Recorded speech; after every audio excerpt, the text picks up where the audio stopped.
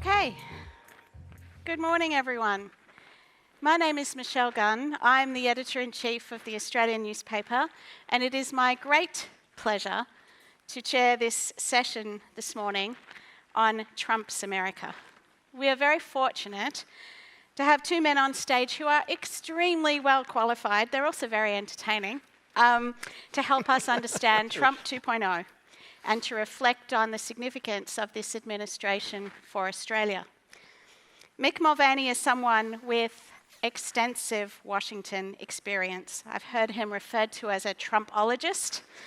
I won't read out his extensive CV because time is precious this morning and I want you to get in as many questions as possible. But highlights include serving as the White House Chief of Staff to President Trump in a period that included both an impeachment and the first days of coronavirus. There's a bit of stress for you in a job. Also, he was Director of the Office of Management and Budget and also US Special Envoy to Northern Ireland, a position he resigned from on the night of the January 6 riots.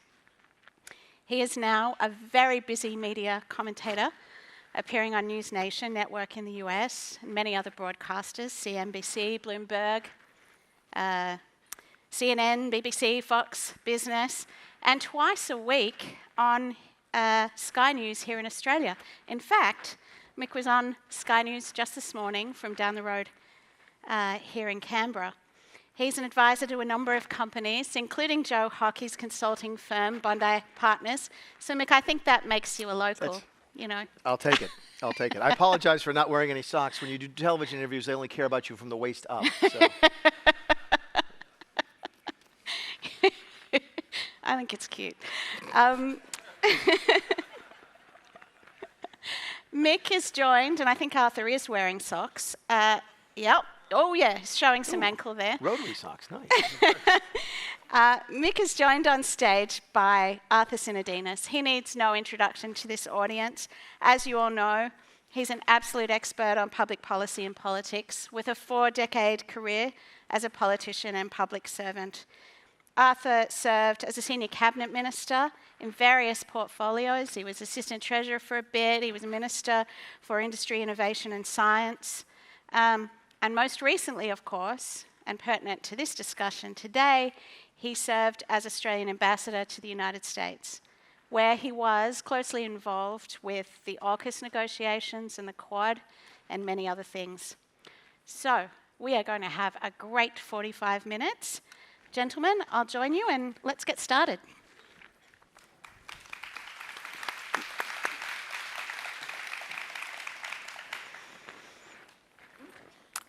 All right, as I just said, the challenge we have here is to cover Trump's 4 weeks. Has it only been 4 weeks? Yeah, in just 45 minutes. I mean, every day brings new executive orders, high-profile sackings, land grabs, outrageous public statements. Just this morning, of course, we had news that Macron had met with Trump in the Oval Office, and I would like to discuss Ukraine in a bit because I think that is absolutely fascinating. It just feels like we're waking up and feeling giddy every morning. So, Mick, let's start with you. What is different about President Trump and his administration this time around from the first 4 weeks, and has anything truly surprised you? That's an easy question, which is the difference this time to last time is the last time he didn't expect to win. In 2016, we were all stunned that he won the election, including him, if he's being completely honest with you. And for that reason, the team had done little, if any, preparation to actually run the executive branch of the government.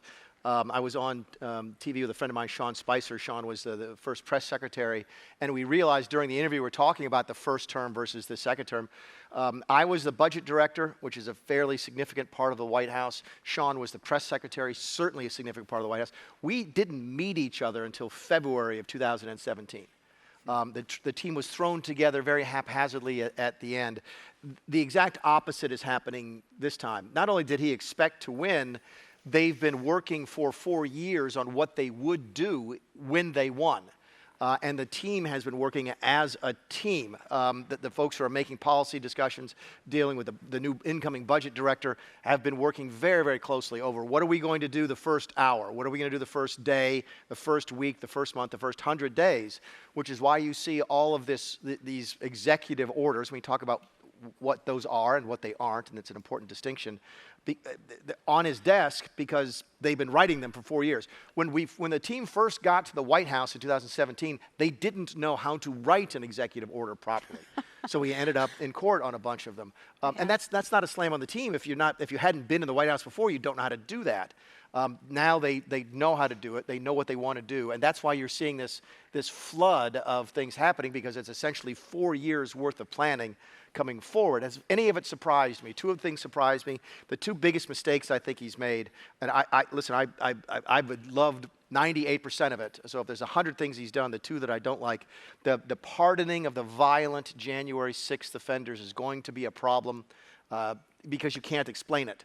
And it may well cost the Republicans a couple of House elections. If I was running for the House in a contested seat and someone asked me in a debate, can you defend President Trump's pardoning of the violent January 6 offenders, and I say, no, I can't defend it. I upset the Trump people. If I do defend it, I upset the swing voters, and that could be a problem. The other thing was pulling the security details from Mike Pompeo, John Bolton, and a couple of people. That was done out of spite, and I don't think that was a good thing at all, and I think that could be a terrible precedent. But those are the two things that really jumped out as me as surprising.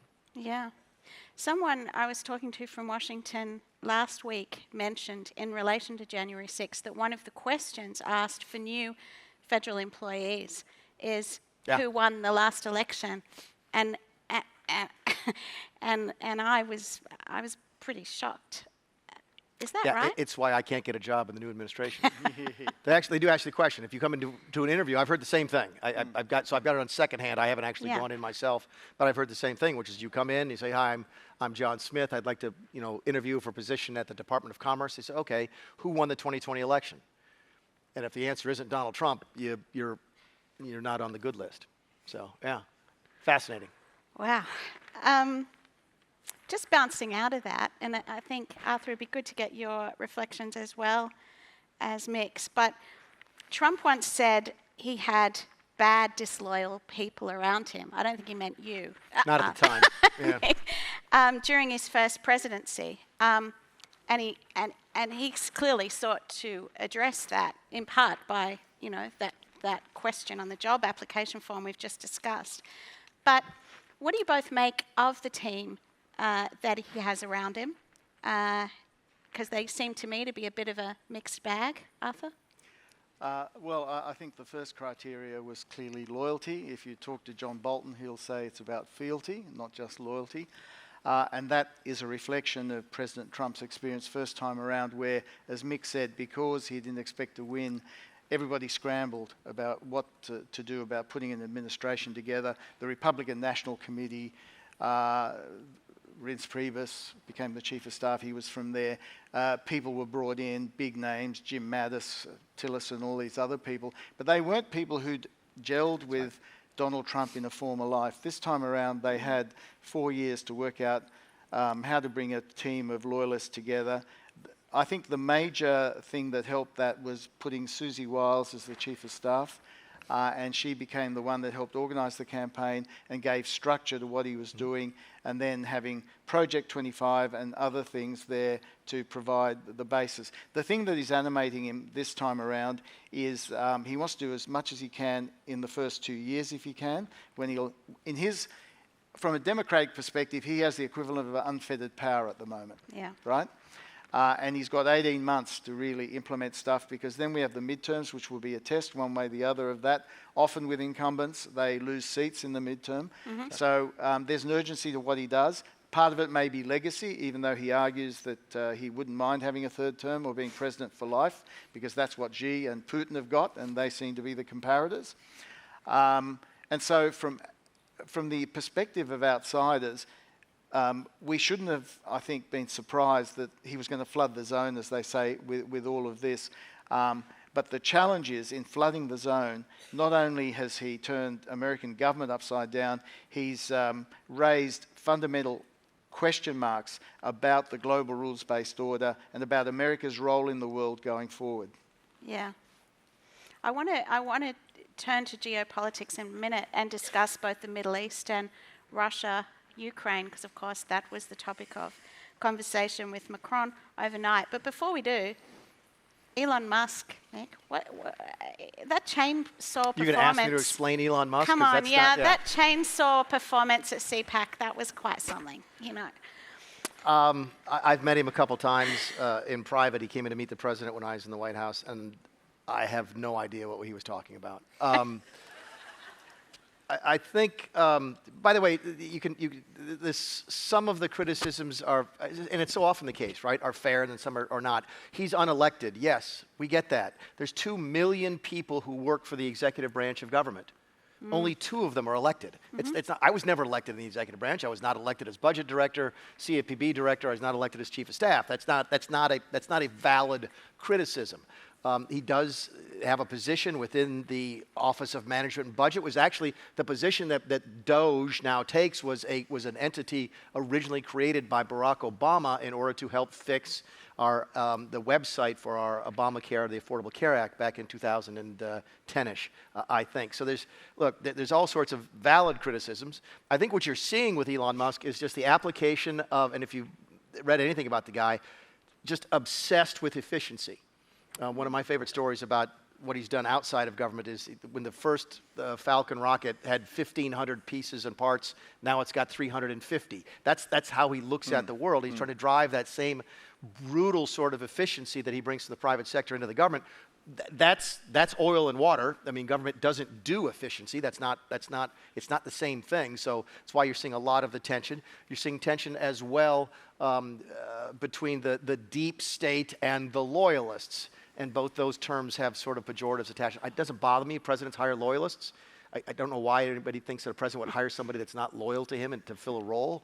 The deep state really isn't as bad as people say that it is. I describe the deep state as simple people who are bureaucrats who decide that they are policy makers as opposed to policy implementers. But just today, you can find it on your phones at the break, they did a hack into one of our government agencies, and on the television screens all through the building played a video, an AI-generated video of Donald Trump kissing Elon Musk's bare feet, saying, "Long live the real king." That's what's happening now in my government. It's a really crazy place to be.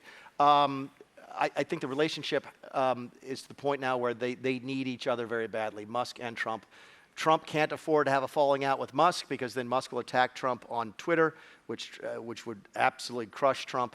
And I don't think Musk can afford to have a falling out with Trump because Trump would tell his people not to buy Teslas. And right now, the only people buying Teslas in the United States are conservatives. So there's this sort of balance, this mutual assured destruction. But it is a fascinating study in the human condition, supposedly. Symbiotic. Yeah. Except that Musk, it's true. 2 million people in the executive branch, only 2 are elected. But a lot of these people, the political appointees, have to appear before Congress and be accountable. Elon Musk, I don't know what his status is. And therefore, who is he accountable to? Ultimately, in this system we've got that's evolving in the US at the moment, it's really, to Mick's point, the relationship between the president and the first buddy. That's the only form of accountability is really between them. I can't see what other form of accountability there is at the moment. I think the president has taken the view that he will push the law and the executive powers as hard and as fast as he can, and he's daring the courts, he's daring the legislature, the Congress, to bring him up. So far, the Congress is pretty quiescent, really. Some of them are now starting to talk about Ukraine. The courts are starting to nip at various things. Yeah. But we're in a situation where these two will want to test executive powers to the max, and it's really sort of building the imperial presidency to a level, industrial scale level we have not seen before. Yeah. And as you say, the role of the courts is going to be critical. Maybe if people observe legal rules, we'll see. Just before we move on from Elon, because he is so fascinating, I think, and certainly is prominent in coverage from the US, is that email that was sent out by him to federal employees last week, saying, justify your existence, tell me what you did last week, and if not, if I don't get a reply, you're gone. Yep. And Trump was asked about that this morning at a press conference, that he, backed him in 100%, as you would think. I mean, it's a bold move. It's funny though. I reckon a lot of bosses around the world will be going, yeah, I'd really like to do that. I'd really like to know what X, Y, and Z were doing last week. Well, I think part of the reason they're doing that and sent out the email is because they're behind in terms of the numbers they need to cut. Because I think Elon or someone has sold the president on the idea that they can cut $2 trillion from government spending, right? Now, you don't cut that unless you cut entitlements, unless you cut defence. Staff numbers alone are not enough. But I think what is going on is they're behind in their numbers and they're seeking to cut where they can. My view on Musk is that you're right, he's got some great ideas about efficiency. We should actually be harnessing them to do things like reform the procurement rules in the Pentagon. I would love to see him actually play a role in the delivery of things like AUKUS because of supply chains and logistics. Yeah. So I think it can be harnessed. The thing at the moment is the federal government is being broken. I'm not quite sure exactly what will arise out of that. What would Washington be like to live in right now, given the uncertainty among federal government employees and just their sheer numbers of weight, their numbers in that city? A lot more like the private sector. Yeah. I mean, the private sector, you go through a recession, people worry about losing their jobs. Government workers in my country have never ever worried about losing their jobs. Yeah. Ever. And that's one of the reasons I think that Republicans are doing so much better now in the polling, the generic Republican versus the generic Democrat. There was an interview last night where they pointed out to the leader of the Democrats in the House, they're polling at 20% approval rate. The Republicans are at 40%. That there's this pushback from the population against federal workers, and to defend a federal worker is a really tough place to be right now politically.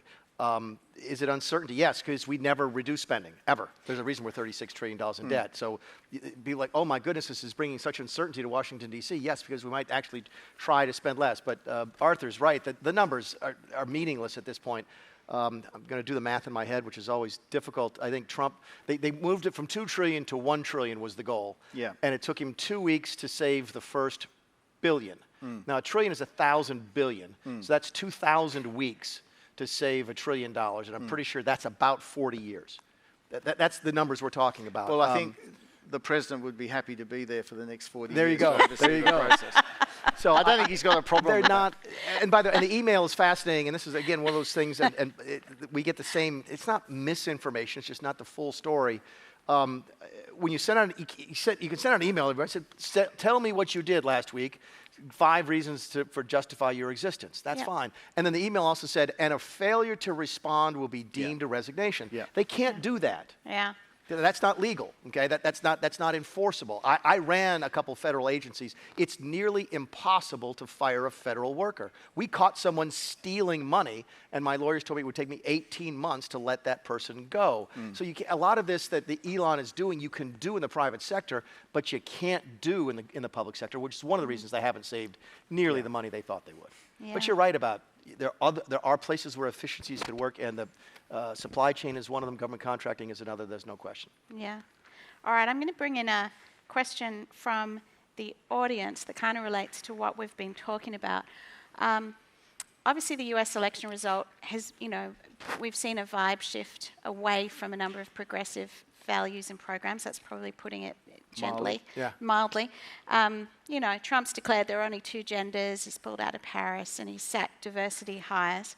A question from the audience relates to this, and it's given the Trump administration's efforts to dismantle DEI, what lessons can Australia learn in protecting and advancing DEI, particularly higher education institutions? There's actually a couple of questions along these lines, including how the pushback on DEI is going to come, whether it's going to come in Australia, and how that would impact the university sector and these folks in the audience.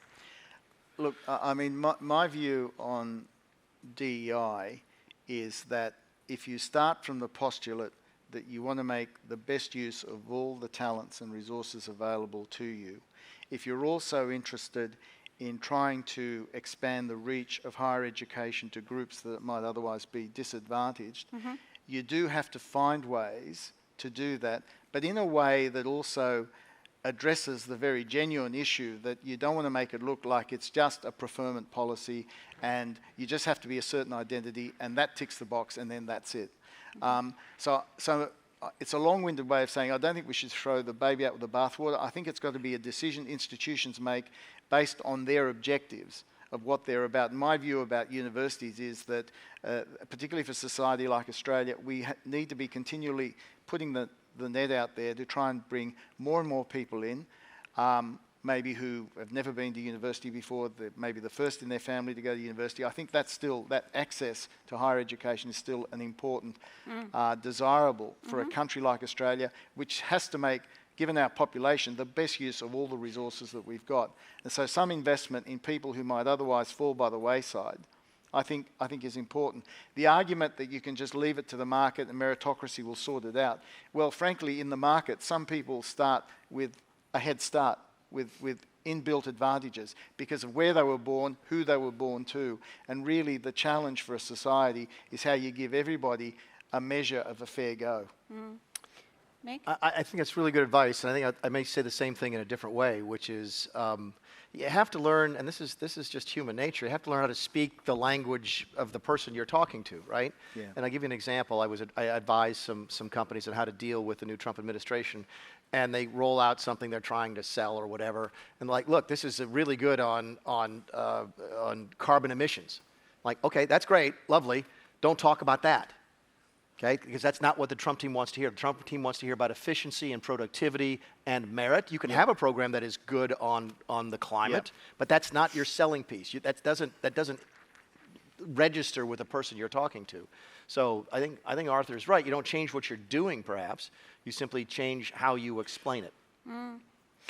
And correct me if I'm wrong, but I think a lot of companies in the US, private companies in the US, are finding themselves taken to court over their DEI programs right now. So it'll be interesting the extent to which that is replicated here in Australia. I think another interesting question is pendulums swing, right? And I think one of the reasons you're seeing the pushback against DEI now in my country is that it went too far to one side. I don't know where it is in this country, okay? And I don't know what the tolerance is for how far that pendulum can go in this country. But at some point, it may go too far, and the pushback will come, and then the question is, how far does it go on the other side? So I don't have a sense for where that is, but they do move, and you sort of have to have your finger on when you're pushing a little too far on anything, on DEI or a meritocracy. Yeah. All right, let's jump, if we can, to geopolitics. And what happened today? Anything? What happened today? Well, yeah.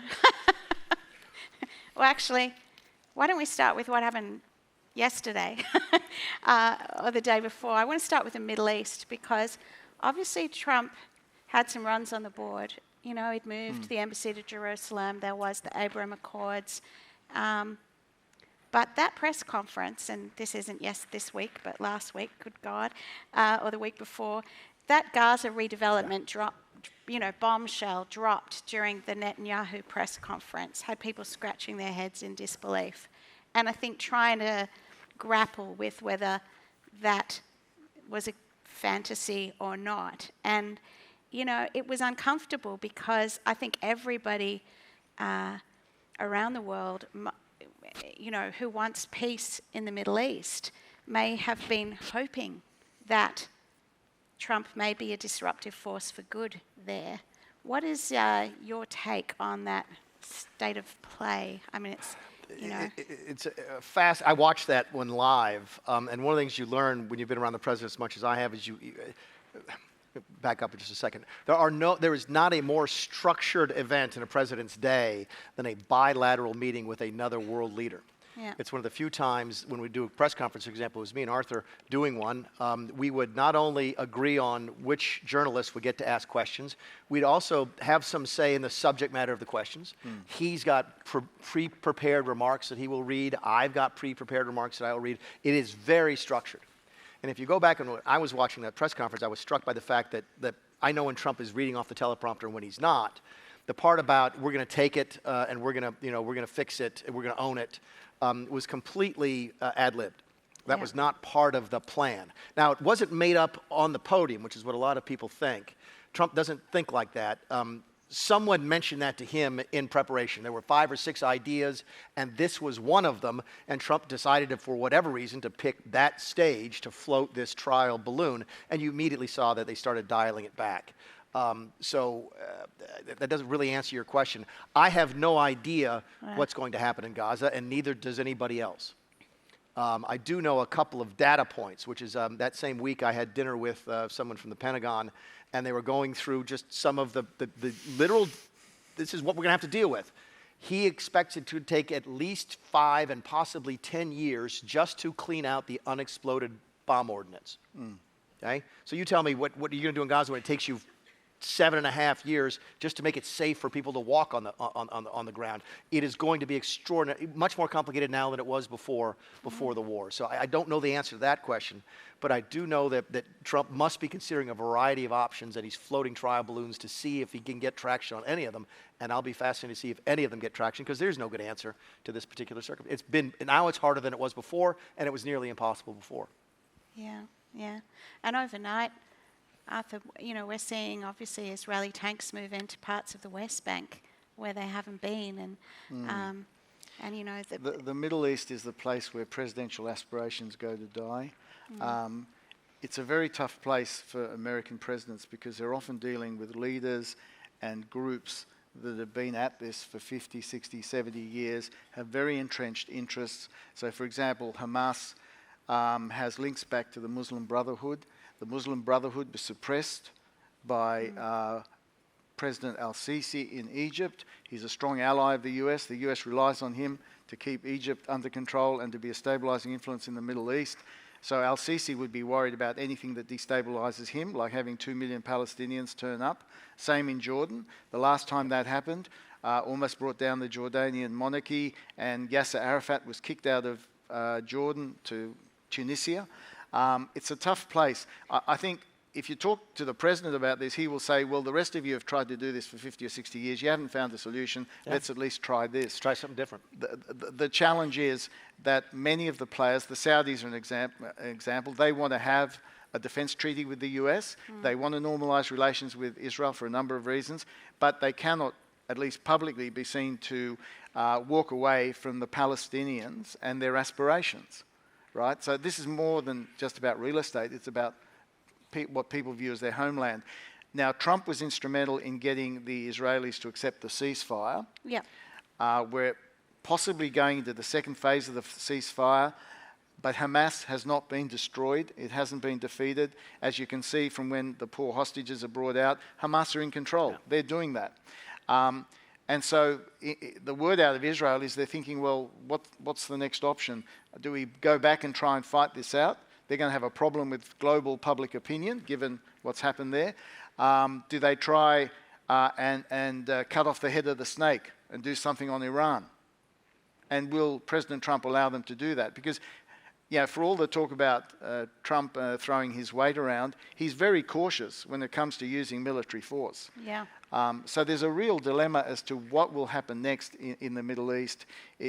Scientifically speaking, it's a bugger's muddle. Yeah. It is. And that sort of is a nice segue to Ukraine and Russia, which is also a case top of mind and intractable. It's the 3rd year anniversary, I think, today of that conflict.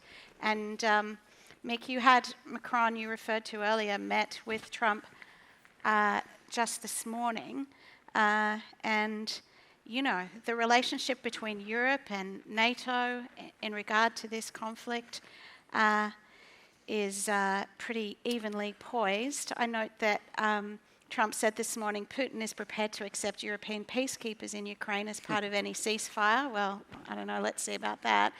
And he expects, somewhat boldly, the war could end within weeks. What was your take on that meeting this morning and the way forward? Because I think, Trump's description of Vladimir Zelensky as a dictator and someone who started the war was provocative, to say the least. Yeah, I've been trying to find an explanation that explains the actions. Yeah. And I think it's fair to say that America generally, more so under Trump, certainly more so under Trump than it was under Biden, but even under Biden, a little bit, is trying to figure out what the relationship with Europe is going to be moving forward. And I take the Brits out of that. I think, and this is one of the reasons I think that it's become a little bit more clear in the last couple of years that we are reviewing our relationship with them. I'm talking about a strategic relationship. Is when the Brits left, we sort of lost our best friend on the team, right? So we still have a very good relationship with the mother country, but they're not part of Europe. Yes, they're part of NATO. So I get all of that. But I think Trump is probably looking his hand over and say, 20 years from now, 30 years from now, what's in America's best interest? Would it be to be really tight with France and Germany and have Russia as an enemy, or be, with Russia, with France and Germany and on good terms with Russia? I think Trump might be, and I've not talked to anybody on the team about this, so this is just me speaking. I think he might be looking at the larger global sort of geopolitics and saying, are we moving to a multipolar world where you've got China, Russia, India, us, and maybe it would be good to be friends with some of those countries. Maybe it'd be good to be on good terms with the Russians, on the Indians, and can that bring balance to Chinese influence and expansionism and so forth? That might explain this. The methods are so heavy-handed that they even, when I hear him call Zelensky a dictator, like what? How does this possibly help? But do anything on that? So I can't defend that. But I think if he's sort of playing a longer game, it might explain things. Look, the Western Europeans, the Italians have done nothing in Ukraine. I think the Spanish have done nothing in Ukraine. The Portuguese have done nothing. The French and Germans are a lot better at making commitments than they are at making deliveries. Maybe it isn't unreasonable to step back and go, are these really reliable long-term partners? I think the answer is probably yes, but I don't think it's wrong to ask the question. Arthur, can I get you to reflect on that? But also, I guess here in our region, it does raise alarm bells in relation to how a Trump presidency may impact the delicate issue of China and Taiwan, for example. Can I get you to reflect on that? And then I want to jump forward to tariffs, because I know there's a few questions here. The thing is that America's security is intimately tied up with its system of alliances and partnerships. That is its secret sauce, its unique advantage, particularly over China. And while it's right for America to say that Europe, you've got to take more of the burden yourself, particularly in your own backyard, I think that's right. It's overdue, and it is happening anyway, but it'll happen now in a more accelerated way. But America actually gets a lot of influence by being the underwriter of the global rules-based order, and that influence allows it to do things for its own security that it would otherwise be hard-pressed to do if it just takes an America-first position, or if it takes the view that the world, as Mick said, is now a multipolar world, therefore we should carve the world up into spheres of influence. So America gets the Western Hemisphere, Russia has influence over Eastern Europe, possibly the rest of the European peninsula, and then maybe more contested, China has influence over the Indo-Pacific, but maybe more contested because the US is also a Pacific power. But the point is, if the US is now just another great power that can throw its weight around and get what it wants through that power, soft power of the US takes a huge hit in the world. Don't underestimate the impact that will have on people's perceptions of the United States. Don't underestimate what some Americans will feel about that in due course when they talk about American exceptionalism and the light on the hill. And yes, all American administrations are transactional. Someone once described the Biden administration as politely transactional. But of course, but we're talking now about transactionalism on a industrial scale and in a way which potentially undermines America's own security in the future. This idea of taking the Russians and sort of wedging them against the Chinese and all the rest of it. The reality is Russia and China have a lot more in common with themselves than they have with America.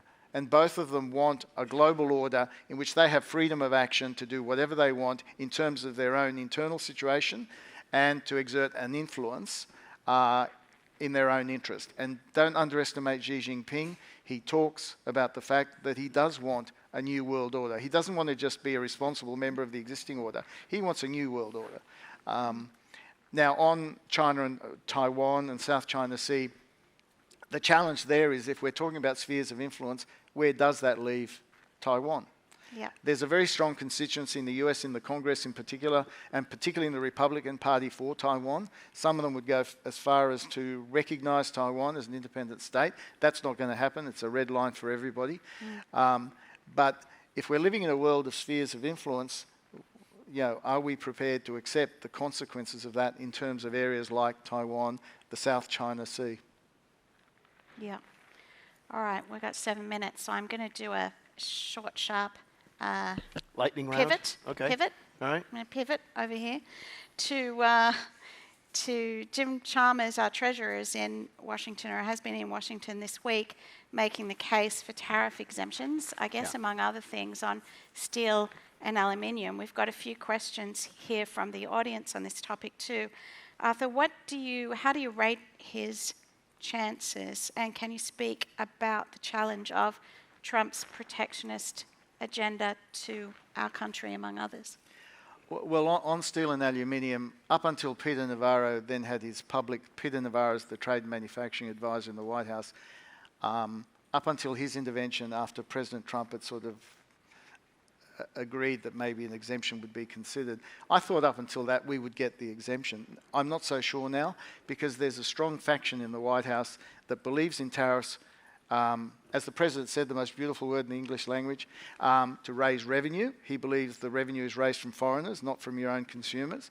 And they also want genuinely to put tariffs up, particularly on China, but also for certain sectors, because they want to, as they see it, reindustrialise America. So they're very serious about the tariff agenda. The question for Australia is not so much what may happen bilaterally, although there's a wrinkle on that I'll come back to. It's more the global impact of a world in which tariffs are going up, and that's potentially impeding global trade and investment, cost pressures, the impact that might have on inflation at a time when we're trying to bring inflation back down. The Fed has paused the interest rate reductions. They're waiting to see what the Trump agenda means, not just for inflation from tariffs, but also potentially if the tax cuts are approved and are bigger than ever. That's the sort of world we're going into, and a world where the global trade rules, as they existed, are essentially moribund. And that has challenges for Australia. And the question we have to ask ourselves in a world like this, while we obviously retain the US alliance and everything else, to what extent do we also, as Don Farrell and others have suggested, diversify our trade and investment, just as we did when China was putting its economic and trade coercion on us? And how do we become more self-reliant, which really goes to issues about how strong an economy, how resilient an economy are we going to be. I've just been at the Australia-Canada Economic Leadership Forum, and a lot of Canadians were saying privately, we feel more vulnerable in dealing with the Trump administration because we've let our economy go down and our military go down. If only we'd been stronger over a period, we would feel more confident in dealing with the administration. And that's what you need to deal with an administration like this. You have to be confident. You have to be out there and say, look, there are things we can do for mutual benefit, but you have to be strong. Yeah. I'm a little more optimistic on the exemptions, just because I've seen this dynamic play out exactly like this before. Peter Navarro was also the trade advisor during the first administration, and he said the same thing. Now, there was a little bit more balance on the team back then. You had free traders such as myself, Gary Cohn, the former president of Goldman Sachs, Steve Mnuchin to a certain extent at Treasury, and that element is not there as much. Of course, it's not there as much in my party anymore. My party is much more protectionist than it was even just 10 years ago. So I think you're right to worry about it, but I think the logic still applies, which is the stuff we buy from you folks, we don't make. So there is no domestic energy, domestic industry to protect. And one of the largest consumers of what we buy from you is actually our Defense Department.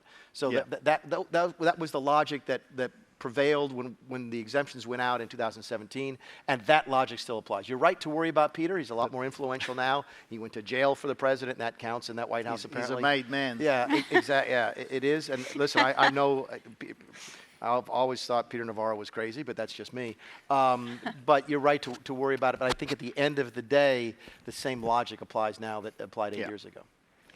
I've got a question from the audience. To what extent will the alliance with the US be a liability for Australian soft power, especially in our region? And I might also get you, if I might, Arthur, to talk about AUKUS generally. Given that you were in the middle of that negotiation, I think a lot of people are interested in the fate of that AUKUS agreement under Trump. I think no Australian government is going to walk away from ANZUS or from AUKUS. But going forward, I think people will be careful not to be seen to endorse things that they don't agree with. To your point about the soft power of the US and the soft power of Australia in the region. I mean, the logic of what I was talking about before is that as we become more self-reliant, it means also using our diplomatic statecraft as well as our military sort of upgrades and whatever to show people in the region what we're prepared to do for ourselves and the voice that we have for ourselves. It doesn't mean gratuitously beating up on our major ally.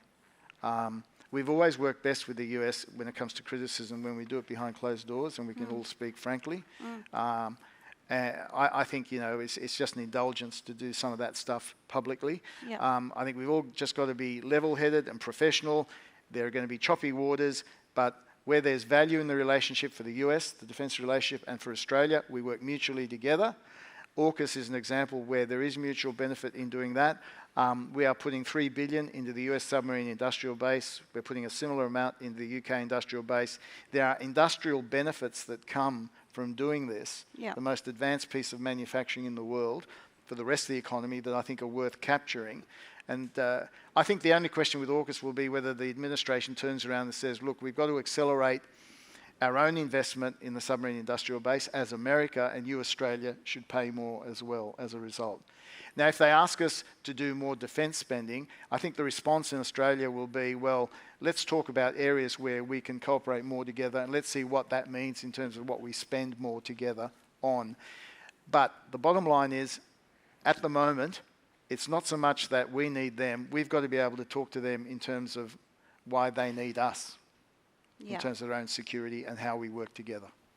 All right. That's America first, but not America only. America first, but not only. Mick, can Well, I that was the line. I mean, that was the line from the first administration. The man's wonderful at pitching a line. He said, look, America first doesn't mean America alone. And I think that's right. And I'm optimistic about AUKUS, about ANZUS, about the Quad. I mean, I think those relationships are still very good. Don't assume that because we are struggling with some of our traditional relationships with some of the Western European countries, that applies all the way across the board. I could make we don't have any time left, but I can make 5 or 6 significant differences between our relationship with France and Germany and our relationship here. So I don't think I think you could paint it with one giant brush. Not that you were doing that. I just think it's important to remember. Yeah. Do you know, I feel somewhat bad because I did have a provocative quote to put to you, and I'm getting the wind up here. Trump accused Ivy League universities, I'm cognizant of our audience here, of turning our students into communists and terrorists.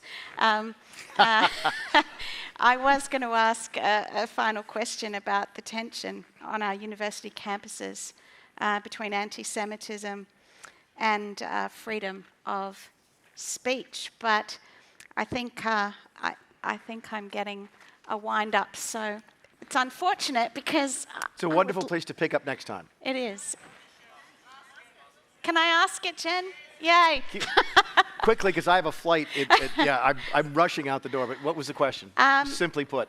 Simply put, you had a front row view over there, and obviously the violence on some of those Ivy League campuses was worse than here. how do you see the next year playing out, given how, I guess, definitive Trump is? I know on nothing that about sector? the environment of the university system here. So Right. I can I'm speak to asking you to speak what's to the happening back US. home. And look, there are some universities that are just have lost their way, Yeah. where it's not okay to be Jewish. Yeah. I never thought I'd see that in my. I thought anti-Semitism was something that either was gone, was from a past generation, and we had moved beyond that, and apparently we have not. And some of yes, there are anecdotes, and yes, there are small slices of information, but they're apparently real, of teachers being openly anti-Semitic in our college campuses. That is a problem. And to the extent that this administration can figure out a way to use federal money to try and fix that problem, I think they will have a great deal of support in the country for that. I think a lot of people in my country didn't realize until after October 7th how far to the left our universities had gone. We'd all heard stories and so forth, and yes, and the journalism schools are all putting out communists and so forth. I get all that, right? But I think the response to the October 7th atrocities really brought it into the living rooms for a lot of Americans, and they're scratching their heads going, what went wrong and how do we fix it? Yeah. I mean, Arthur, you are between those two countries. Betwixt and between.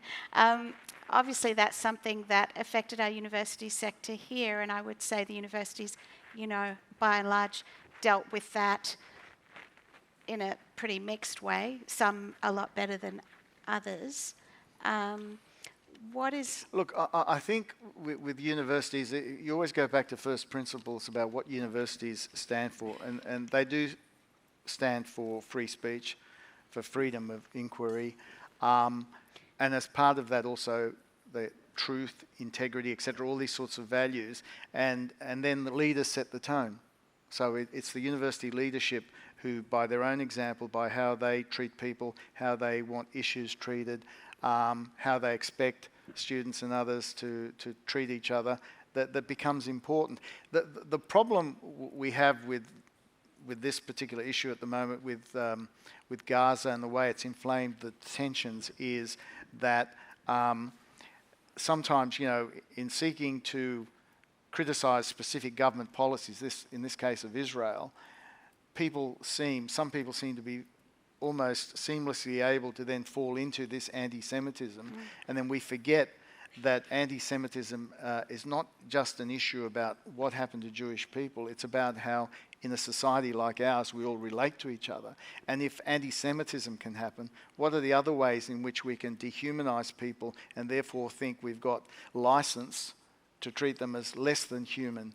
So it's not just about anti-Semitism itself, it's what it also says about our capacity to maintain social cohesion. And for someone who's grown up in multicultural Australia, it's been to some extent disillusioning to see that how thin sometimes the veneer of social cohesion can be, and ultimately it does come back to people exerting leadership and saying, this is right, this is wrong, you can debate this way, but you can't debate it that way, because in debating it that way you are fundamentally sort of undermining the humanity and respect we should have for each other. Yeah, and creating environments, And creating environments, there's that duty of care aspect, doesn't it? It comes down to that, and having students feel safe on campus. So, absolutely. Troubling times. Look, I would thank you for that indulgence, Jen. I would like you all to join with me in thanking Mick Mulvaney and Arthur Sinodinos for what. Good to see you. It's good to see you. Thank you.